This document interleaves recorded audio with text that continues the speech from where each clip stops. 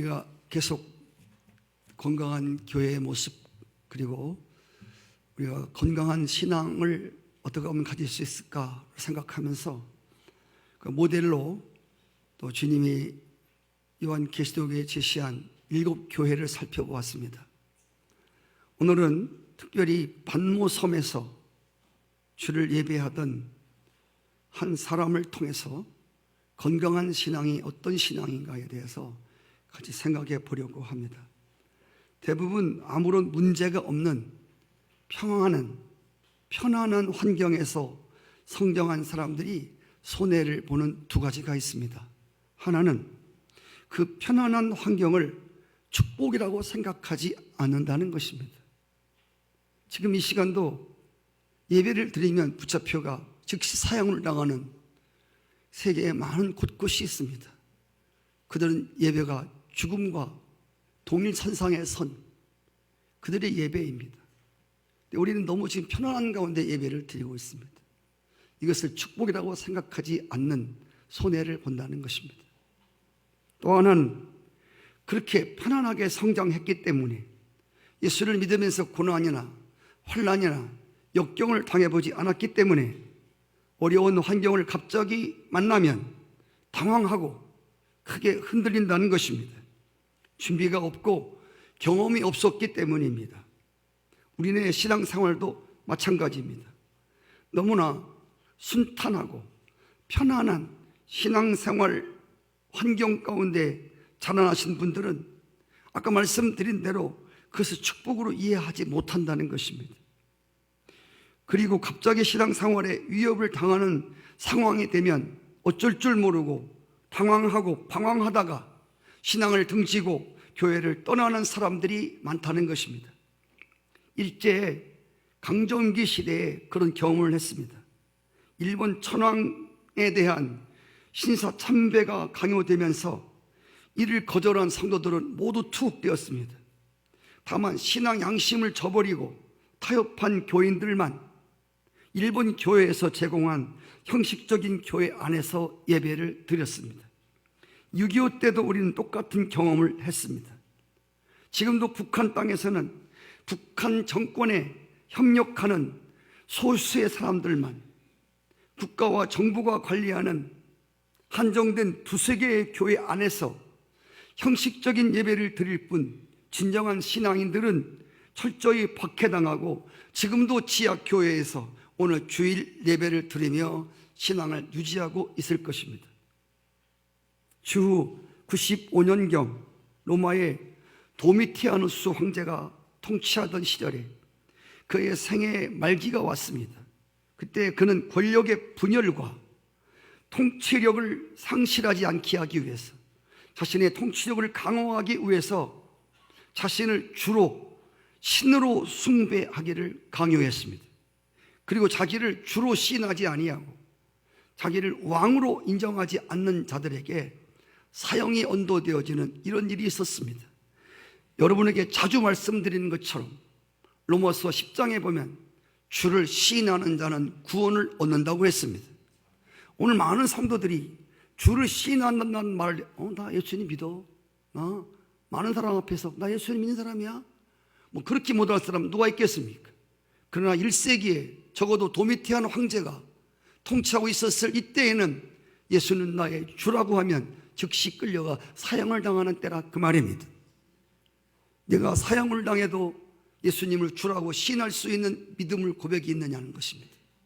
이런 사람에게 하나님의 구원이 임한다는 것입니다. 이때 가장 희생을 당한 자들이 바로 기독교인들이었습니다. 왜냐하면 기독교인들은 하나님 외에 그 누구도 주라 시인하지 않고 하나님 외에는 그 누구도 경배의 대상이 될 수 없었기 때문인 것입니다. 바로 이때에 당시 소아시아 대표적 기독교 인도자였던 사도 요한이 로마 황제를 주라 시인하지 않고 그를 신으로 숭배하지 않으므로 체포되어서 반모라 하는 삶에 유배되어 갔습니다. 그 당시 상황을 요한은 계시록 1장 9절에 이렇게 말하고 있습니다. 나 요한은 너희 형제요 예수의 환난과 나라의 참음에 동참한 자라. 하나님의 말씀 예수를 증거하다가 반모섬이라 하는 곳에 들어와 있었다고 말했습니다. 당시 반모섬은 그리스와 터키의 중간에 있는 작은 돌로 된 섬이었습니다. 이 섬은 종교적 정치범들을 귀양 보냈던 유배지인데 한 번 들어오면 죽어야 나갈 수 있는 악명 높은 유배지였습니다. 1세기에도 지금도 반모섬에는 채석장이 있습니다. 제가 하나님의 은혜로 이 반모섬을 다녀왔거든요. 바위산입니다. 거기에 지금 채석장이 지금도 있습니다. 사도 요한이 96세의 나이로 이 섬에 들어와서 낮에는 돌을 캐는 채석장에서 끌려가서 일을 했습니다. 밤에는 바위로 된 동굴에 들어가서 기도하면서 하나님과 교제의 삶을 살았습니다.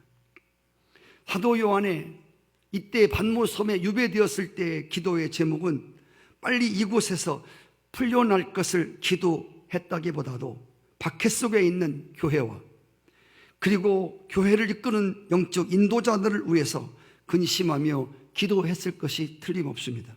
사도 바울도 복음을 전하다가 피투성이가 되어서 감옥에 들어왔을 때에 그가 기도한 제목은 빨리 이곳에서 나갈 수 있게 기도하지 않았습니다. 그곳에서 하나님의 뜻을 알기 원했습니다. 그곳에서 자신이 해야 할 일이 무엇인지를 놓고 기도했습니다. 그래서 최악의 환경을 최선의 환경으로 바꿔 놓았습니다. 또 하나님의 섭리 가운데 제가 한 3일 동안 병원에 입원을 하면서 제가 생전 전신마취를 처음 해봤거든요. 사실은 전신마취를 하면 3일 동안 있어야 된다는데 제가 전신마취를 어저께 퇴원을 했어요. 바로. 그래서 지금도 제가 왔다 갔다 해요. 지금도 뭐 아직 정상적인 것 같지 않습니다. 눈을 감으면 빙빙 돌고.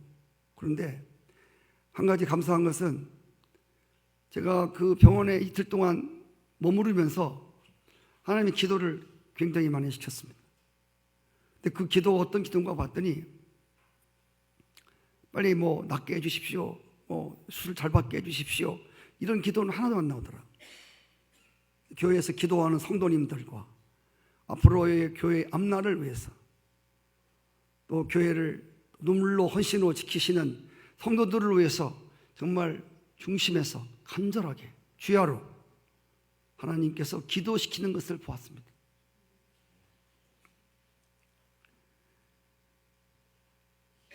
사도 요한은 반모섬에서 돌을 깨는 죄수들에게 틈틈이 복음을 전하며 믿는 사람들에게 세례를 주었는데 지금도 그가 세례를 주었던 장소가 성지로 남아 있습니다. 동굴 안에 들어가면 사도 요한이 기도한 후에 일어날 때마다 일정한 바위를 손으로 짚었는데 얼마나 그 바위를 짚었는가 움푹 패인 자국이 남아 있습니다. 앞으로 다가올 교회의 미래의 핍박을 위해서 얼굴을 땅에 묻고 그 이마를 바위에 기대고 기도함으로 동굴 교회 안에 사도 요한의 초상화에 사도 요한의 이마에 혹이 하나 나와 있습니다. 사람들은 그것이 사도 요한이 바위에다가 얼굴을 묻고 기도함으로 생긴 혹이라고 말해 주었습니다. 계시의 동굴 천장에 이 바위가 세 갈래로 갈라져 있는 모습이 있습니다. 주님께 예배하며 기도하던 요한에게 하나님이 계시가 임할 때에 갈라진 곳이라고 했습니다. 사도 요한이 반모섬에 유배당하여 18개월을 그곳에 있었습니다. 그곳에서 만난 어느 주일 아침에 그가 늘 기도하던 동굴에 들어가서 하나님께 엎드러져 기도하며 예배하려고 했습니다. 오늘 10절 말씀이 사도 요한이 주의 날에 내가 하나님의 성령에 감동되어 기도했다는 말씀이 기록되어 있습니다. 고난의 유해 생활 가운데서도 하나님을 향한 사모하는 마음이 그를 예배의 자리에 있도록 했었다는 것입니다. 사도 요한은 그의 친형 야고보가 하나님을 예배하다가 목을 베어 순교당하는 장면을 똑똑히 보았습니다. 수많은 기독교인들이 어려운 가운데 핍박 가운데 주님을 예배하다가 혼란에 처하여 고통받는 모습을 보았던 사람입니다. 자신도 로마 황제 섬기기를 거부하고 하나님을 예배하다가 지금 외딴 섬에 유배당하여 감시를 받고 있었던 때입니다. 그러나 이러한 상황 가운데서도 사도 요한은 하나님을 예배하는 끈을 놓지 않았다는 것입니다. 하나님을 예배하는 삶이 그의 인생에 있어서 최고의 목적이었기 때문입니다. 성도 여러분, 건강한 신앙의 성도의 모습은 뭐니 해도 어느 환경과 어느 처지 가운데서도 살아계신 하나님을 예배하는 자세라고 나는 믿습니다.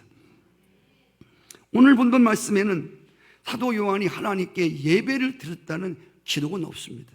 그러나 10절에 보시면 사도 요한이 주의 날에 성령의 감동이 되어 주의 음성을 들었다고 했는데, 계시록에서 이런 표현은 대부분 예배의 상황을 전제로 한 경험을 증거하고 있다는 것입니다. 계시록 4장 1절 2절에 보시면 요한이 주의 음성을 듣고 성령에 감동하였다고 했습니다. 4장 10절에 보시면 24 장로들이 보좌에 앉으신 하나님께 엎드려 경배했다고 기록되어 있습니다.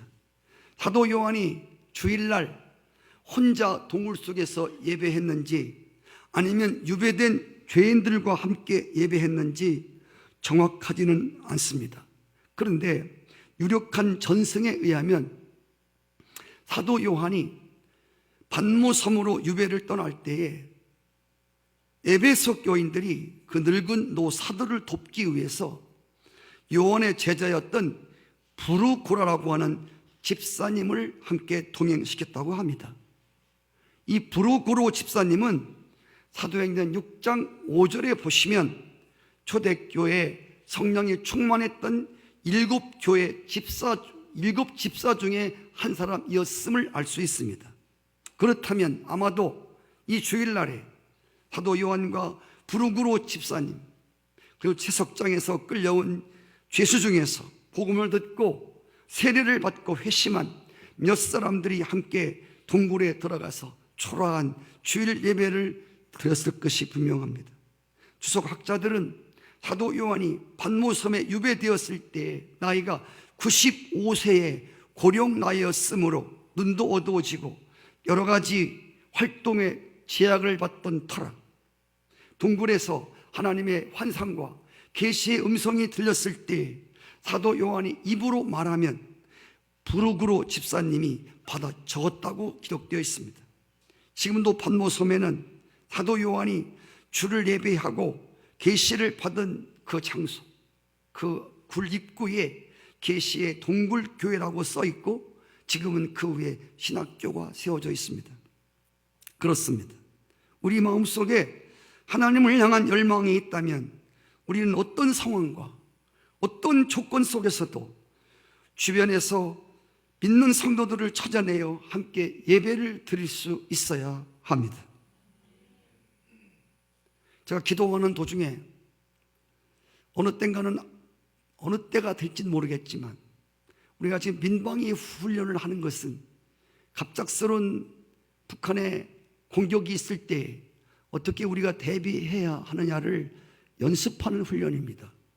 제가 기도하는 도중에 가정교회, 목장교회 모임을 보고 큰 은혜를 받으면서 어떤 날 주일 예배를 교회에서 드리지 말고 가정교회에서 드리는 날을 하나님이 허락하시면 그날을 주일 예배를 가정에서 목자들의 인도를 통해서 가정교회를 한번 드려야 되겠다. 이것은 앞으로 교회가 핍박을 당하여 교회가 없어질 때에 이 사도행전에 보면 또 신약 성경에 보면 많은 교회들이 가정에서 예배를 드리며 그들의 신앙을 유지했다는 사실입니다. 어느 날 교회가 문을 닫고 예배를 드릴 수 없게 될 때에 우리는 조그마한 가정교회 인도자들을 통해서 또 하나님께 은밀하게 예배드리는 그런 훈련도 우리에게 있어야 할 것을 저에게 말씀하여 주셨습니다. 꼭 주일날 함께 모여서 대예배를 드리는 이것만이 예배가 아니라 혼란의 때, 교회가 닫히는 때 어떻게 주를 예배할 것인가에 대해서 대비하고 준비하는 자세가 우리에게 있어야 할 것이라는 것입니다. 왜? 그날에 교회 문이 닫히면 교회들이 우왕좌왕하면서 하나님을 떠나는 성도가 없잖아 있기 때문인 것입니다. 여러분, 사람이 제일 드리는 목적이 무엇입니까? 성경은 하나님께 예배를 드리는 것이라고 말씀했습니다. 하나님은 우리 인간을 창조하실 때 하나님을 영화롭게 하는 예배를 드리는 피조물로 우리를 만들었습니다. 예배 중에 하나님은 우리를 통해 영광을 받으시고 예배를 통해서 하나님 당신의 백성들을 축복한다는 사실입니다. 오늘도 주님은 모든 상황과 형편을 초월하여 하나님을 진정으로 예배하는 자들을 찾으신다고 성경은 말씀하고 있습니다. 오늘 현대인들의 대부분의 우리가 신앙을 갖는 목적이 자녀에게 목적을 두는 사람들이 많습니다. 오늘 믿는 사람들도 자녀가 잘 되는 것이 목적인 사람, 이것을 위해서 오직 기도의 목적이 자녀가 잘 되기 위해서, 자녀가 잘 되기 위해서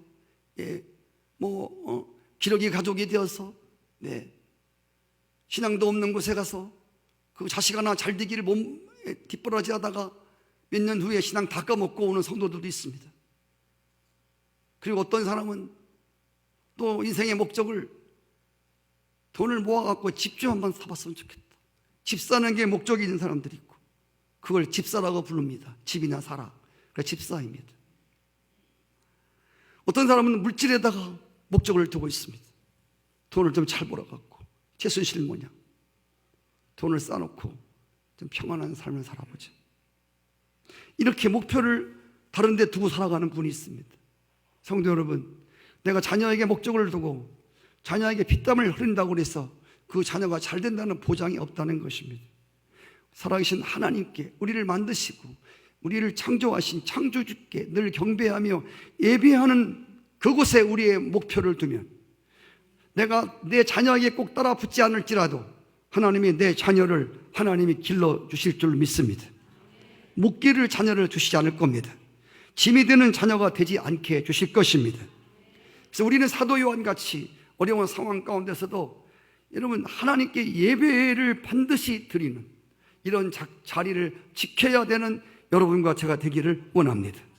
아버지와 아들, 창조주와 피조물, 전능하신 통치자와 그의 백성은 예배하는 중에 교제가 있습니다. 예배 중에 통치자는 우리에게 무슨 어려움이 있는가를 다 보고 살피십니다. 창조주는 예배 중에 내가 어디가 고장났는가, 여러분 늘 우리를 살펴주시지만 특별히 그분을 예배할 때 하나님은 성도 한 사람 한 사람의 삶의 모습과 그리고 그의 생각과 마음과 모든 것들을 살피십니다. 어디 잘못된 부분이 없는가, 고장난 부분이 없는가, 어디 문제가 있었는지를 예배를 통해서 살펴보고 계심을 믿습니다. 아버지로서 아들을 한없는 중에 우리를 사랑하시는 이 축복의 시간이, 이 은혜의 시간이 바로 예배인 것입니다. 우리 인간의 역사는 예배에 의해서 완전히 갈라지는 것입니다. 창세기 1장부터 3장까지는 하나님의 역사입니다. 그리고 4장부터는 이제 인간의 역사가 펼쳐집니다. 인간의 역사가 어떻게 나누어집니까? 어떻게 인간의 역사가 갈라집니까? 예배를 통해 갈라집니다. 창세기 4장에 보면 예배가 등장합니다. 가인과 아벨이 드리는 예배가 등장합니다. 거기서 아벨은 하나님께 성공적인 예배를 드렸고 가인은 잘못된 예배를 드렸습니다. 거기서 인생의 모든 가부가, 인생의 계보가 만들어집니다. 하나님께 예배를 잘 드린 아벨의 후손들, 거기서 예수 그리스도가 나옵니다. 영적인 계보입니다. 하나님께 예배를 실패한 가인의 후손들, 그들은 잘 먹고 잘 살지만 언제나 하나님과 원수된 사람들로 그런 계보가 지금까지 이어내려져 오고 있습니다. 예배에 의해서 인간의 모든 역사가 갈라지는 것들을 보고 있습니다. 이 땅에서 우리가 살아가면서 이후의 세계도 마찬가지고 인생의 흥망성쇠는 바로 인간이 하나님을 예배하는 것과 예배하지 않는 것과 갈라진다는 것입니다. 믿는 사람들은 오늘이 주일이고 믿지 않는 사람들은 오늘이 공일입니다. 제가 김서만 목사님, 영성교회 김서만 목사님 간증을 읽으면서 은혜를 입었는데, 그분이 군대 생활할 때 아주 옛날이죠.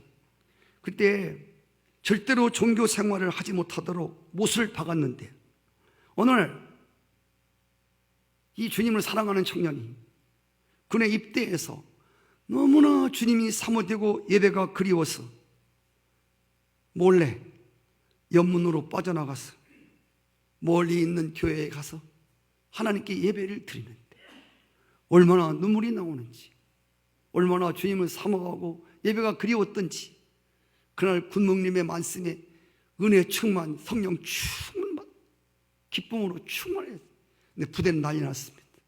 다연병이 생긴 겁니다. 그래서 눈을 부릅뜨고 찾는데 한 청년이 노래를 부르며 들어오는 것입니다. 그때만 해도, 그때 군대 시절, 우리 군대 시절만 해도 무지하게 맞았습니다. 정말 많이 맞았습니다. 예. 한 사람이 잘못하면 소대가 다 맞습니다. 한 사람이 잘못하면 그 중대원이 저보다 팬티바람에 나가서 겨울에 이랬어요. 이제 막 물을 뿌려갖고 말도 없이 고난을 당했습니다. 그래서 예배를 드리고 온 이 김사만 청년이, 군인이, 이병이 얼마나 맞았는지 기절을 했답니다. 눈을 떠보니까 의무대래, 의무대. 보니까 막 욱신욱신 쑤시고 피투성이가 되었어요. 그런데 그가 간증에 써놓은 거에 의하면 눈을 떴을 때 온몸이 마비되고 온몸이 욱신욱신 쑤시는데 이 속에서 말할 수 없는 기쁨의 찬송이 나오는 거예요. 그리고 그분이 말했습니다. 내 일평생 동안 정말 이렇게 기쁜 날, 이렇게 영혼이 춤추는 날은 없었다고 고백해 놓고 있습니다. 성도 여러분, 예배 한 번을 드리고 할렐루야, 죽도록 맞았는데, 기절하도록 맞았는데도 그 마음속에 기쁨이 솟아오르는 것은 무엇일까요? 할렐루야. 이래서 사람이 순교할 수 있는 겁니다. 예. 아멘.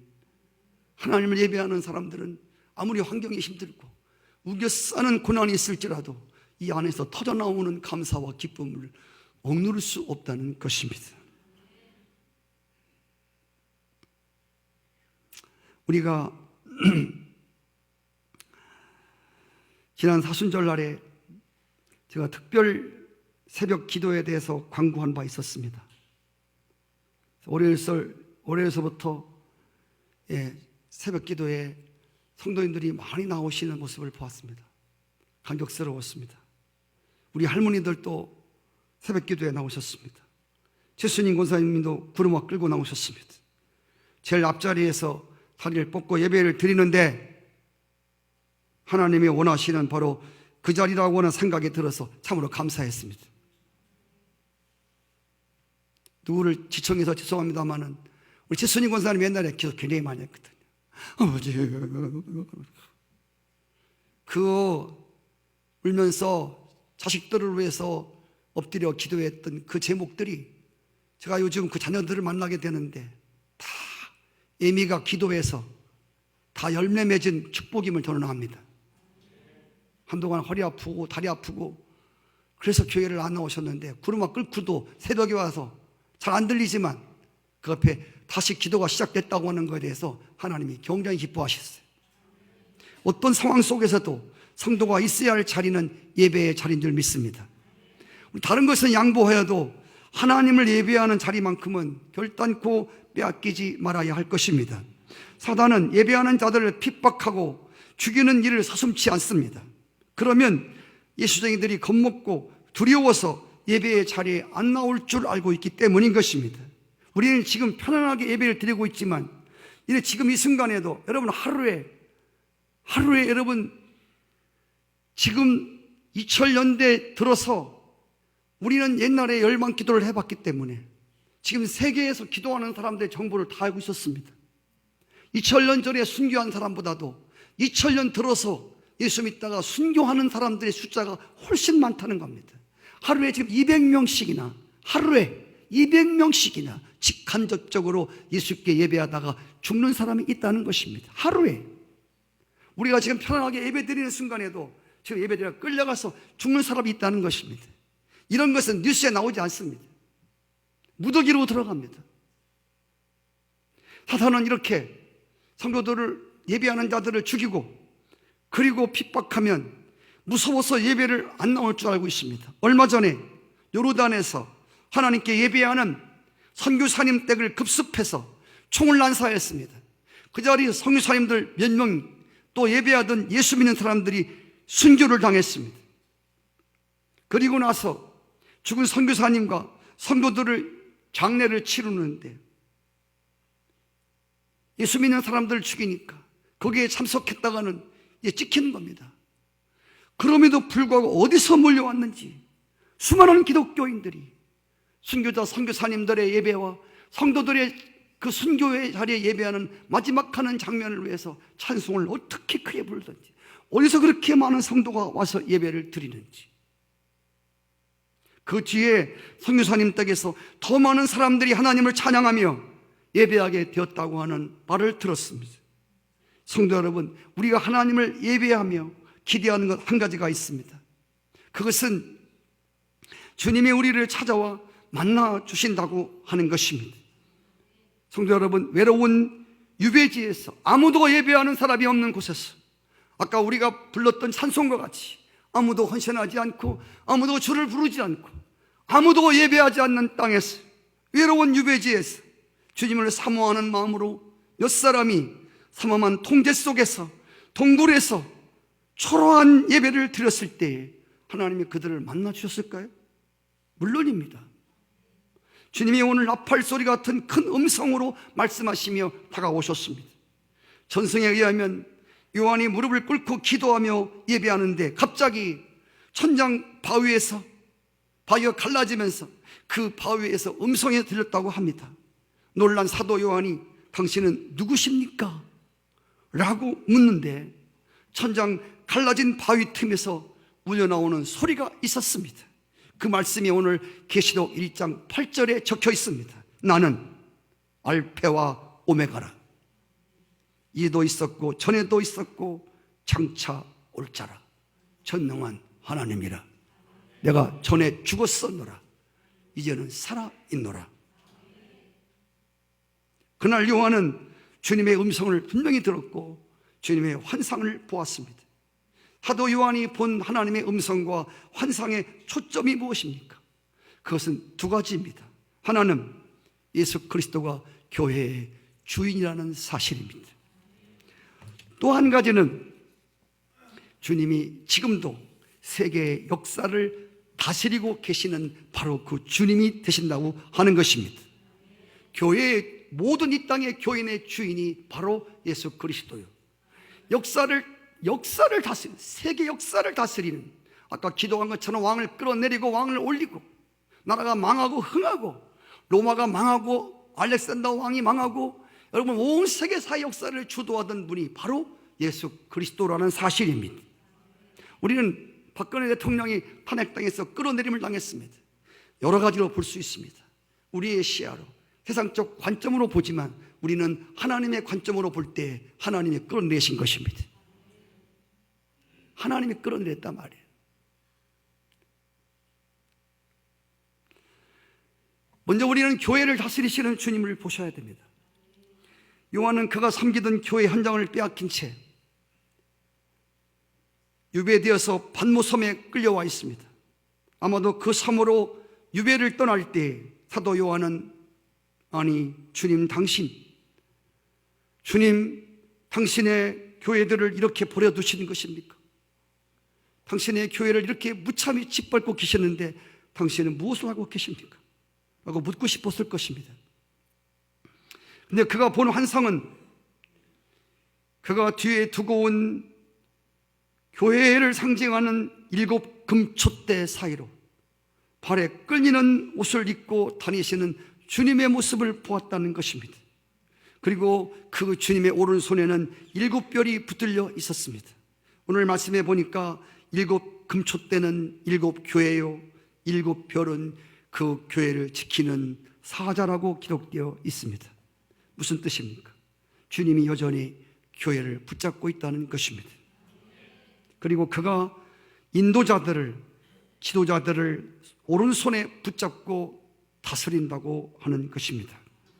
교회가 목사에 의해서 운영되는 것 같아도 그 종들을 움직이시는 이가 주님이라는 사실을 여러분들은 아셔야 합니다. 그래서 늘 말씀드리지만 주의 종이 하나님이 교회의 주인 되시는 것에 가장 걸림돌이 되는 게 목사라는 것입니다. 성도님도 또 우리 목사님이 잘해서 교회가 부흥되고 우리 목사님이 잘해서 교회가 있다고 하는 것, 이것은 그리스도께 돌아갈 영광을 목사가 빼앗는 정말 큰 장애물이라고 저는 믿습니다. 교회의 가장 큰 장애물은 목사입니다.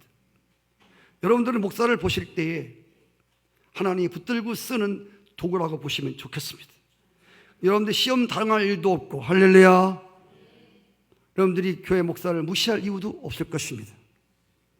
하나님이 교회의 종도를 붙들고 쓰시는 목사는 도구에 불과하다고 하는 것. 아멘. 그 도구가 아무리 아름다워도 주님이 붙들고 쓰시지 않으시면 그 도구는 소용이 없는 것입니다. 그러므로 교회가 박해를 받고 인도자가 쫓겨나고 교회의 교인들이 다소 흩어지고 교회가 위축될 수 있지만 교회는 결코 망하지 않습니다. 여러분들이 세상 살아갈 동안에 교회 생활을 반드시 해야 될 것입니다.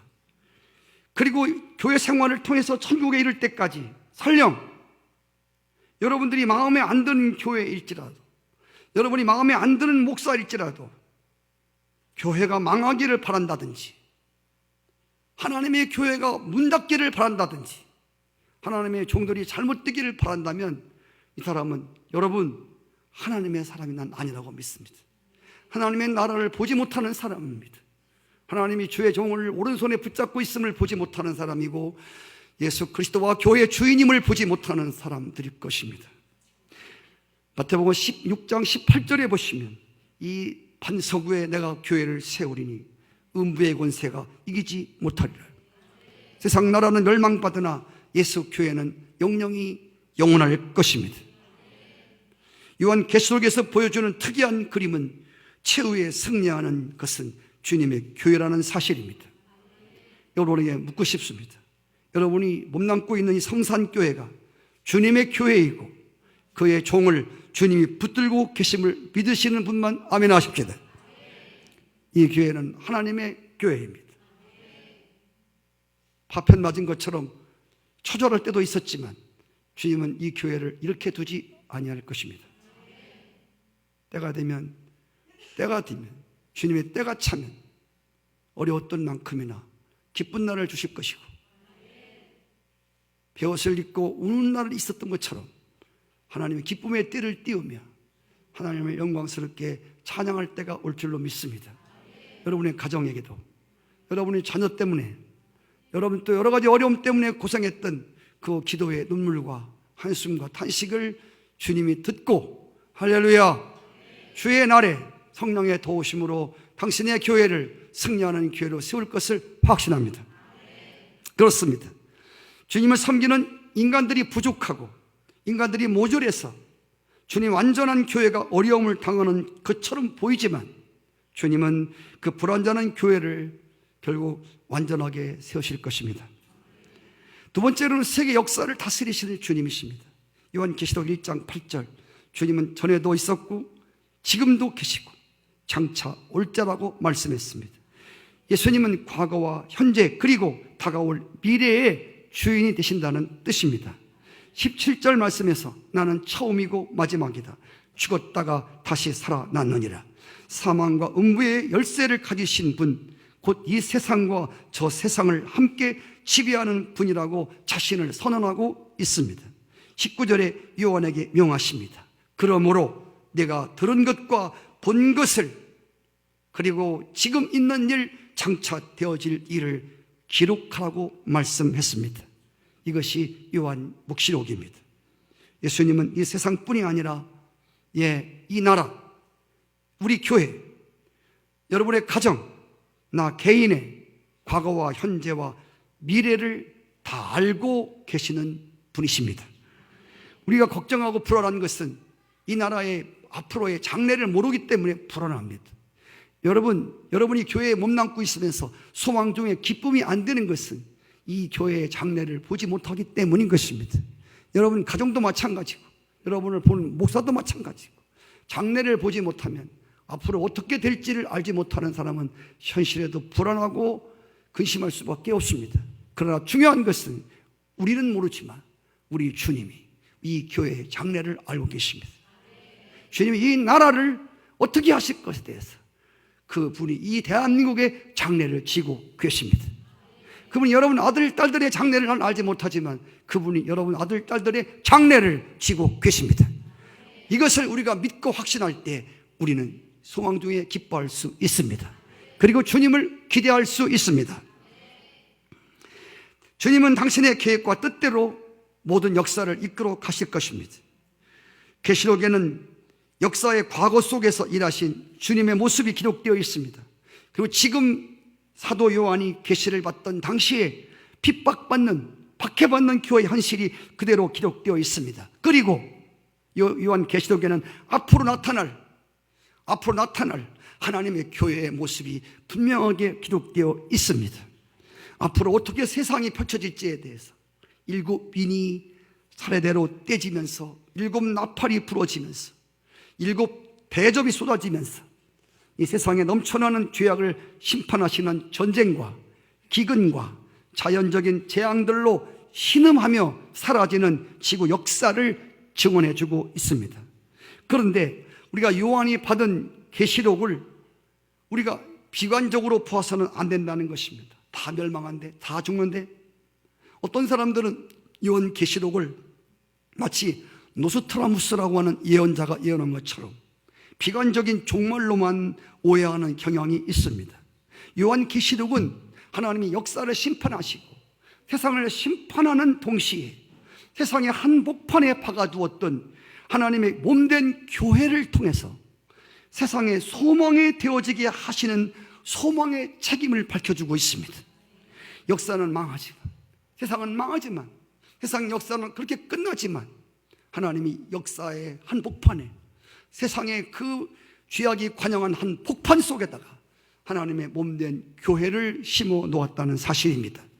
지금은 불완전한 교회로 보여지고 더럽혀진 교회로 보여지고 더럽혀지고 불완전한 성도들이 이 땅에는 적지 않게 많습니다.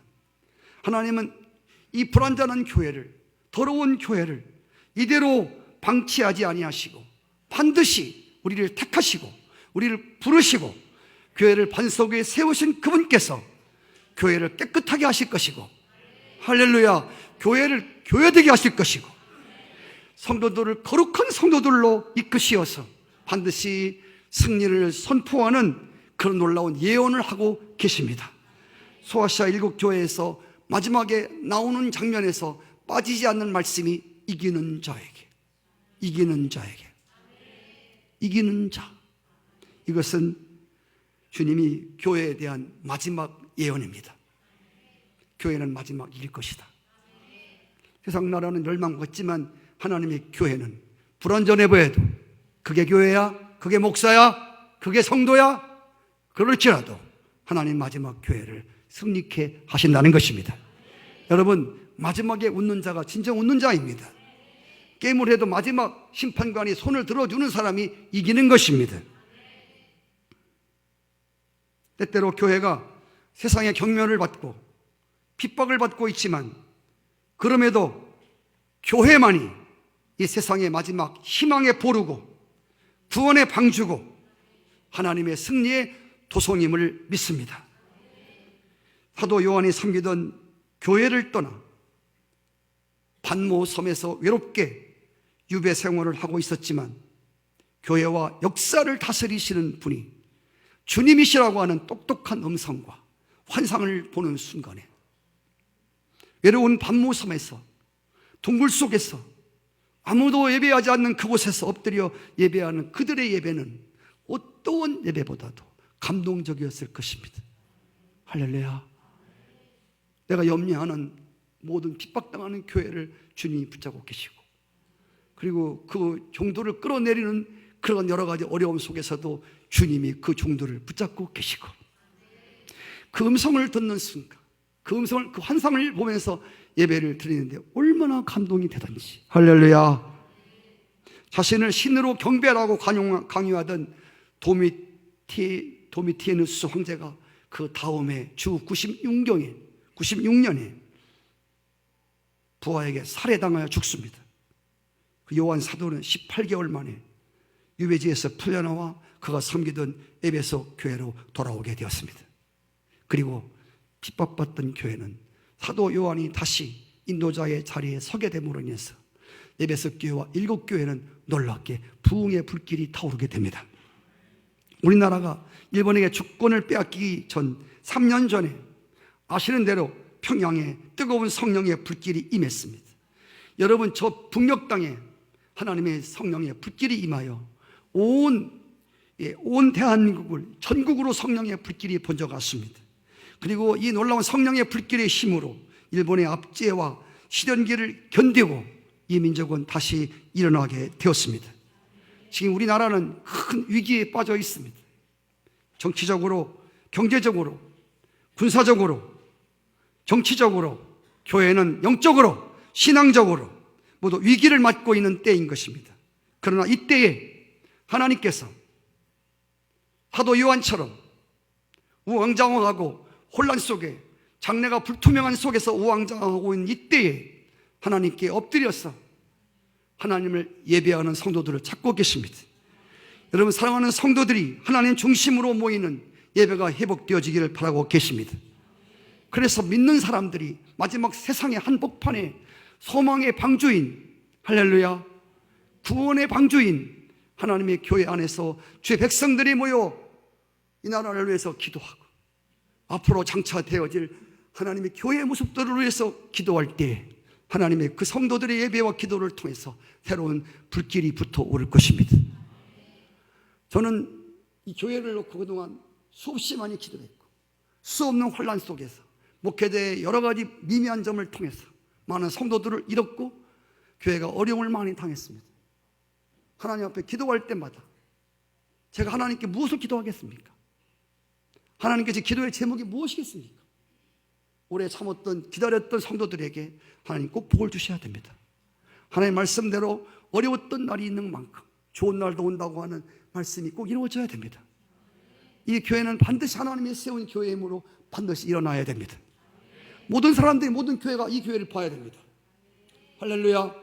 그래서 이 교회가 하나님의 교회였음에 대해서, 할렐루야, 그가 하나님의 종이었음에 대해서 하나님 앞에 감사하고 기도하는 그날을 주셔야 됩니다. 그리고 참았던 성도들에게 꼭 하나님 승리의 깃발을 주셔야 됩니다. 이것이 제가 오로지 하나님께 기도하는 전심이요 전부입니다. 하나님이여, 우리가 어렵고 힘들 때 성도들 하나님 자꾸 이렇게 모아주시는 역사, 지금 새벽 기도에 성도들이 나와서 우리와 같은 기도, 좀 더 여러분 소리를 내어 기도해 주십시오. 할렐루야. 여러분 한 사람이 모여오면 얼마나 큰 힘이 되는지 모릅니다. 할렐루야. 아무리 불타는 교회도 떼어놓으면 약한 교회가 될 수밖에 없습니다.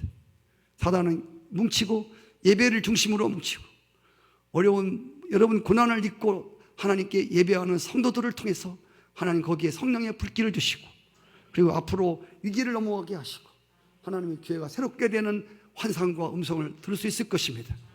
대가를 지불하지 아니하고 무슨 음성 안 들려오나 환상 보이지 않나, 이럴 수는 없습니다. 오늘 사도 요한이 보여준 것처럼 아무도 헌신하지 않고 아무도 예배하지 않고 하루 종일 일하고 96세의 나이에 하루 종일 돌캐는 일을 하고 밤에 동굴에 와서 엎드려서 기도하는 사도 요한, 할렐루야. 그리고 그의 복음을 듣고 감동을 받은 이들의 작은 예배, 하나님은 그 초라한 예배를 작다치 아니하시고 초라하다 하지 아니하시고 바위를 갈라서 하늘의 음성을 주시고 앞으로 교회의 역사를 보게 하신 줄 믿습니다.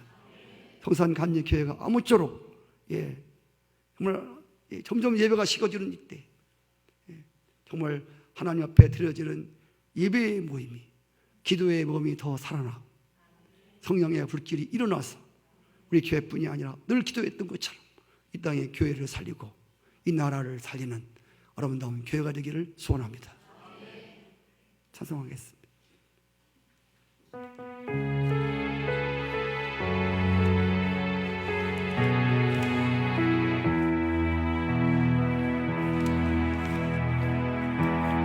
따스한 성령이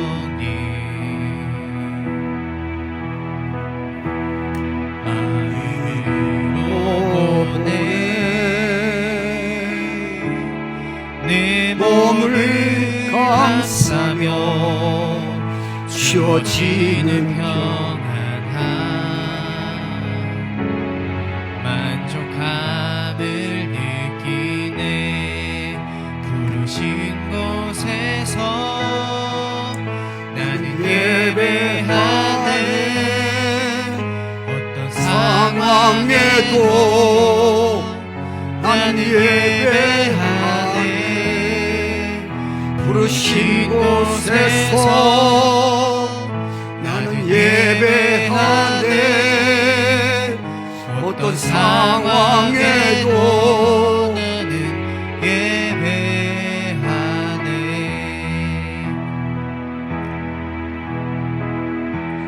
사랑과 진리에 한 줄기